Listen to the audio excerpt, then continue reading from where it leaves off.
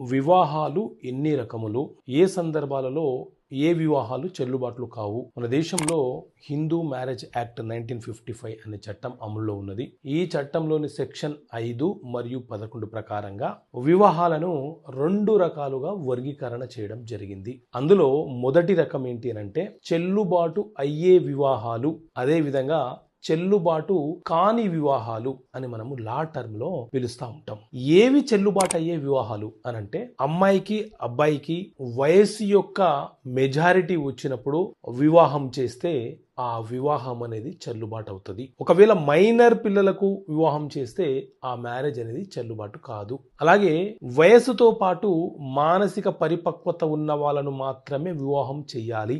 అంటే మానసిక పరిపక్వత లేని పిచ్చి వాళ్ళు వివాహం చేసుకుంటే అది చెల్లుబాటు కాదు అనేది హిందూ మ్యారేజ్ యాక్ట్ చెప్తున్నటువంటి అంశము.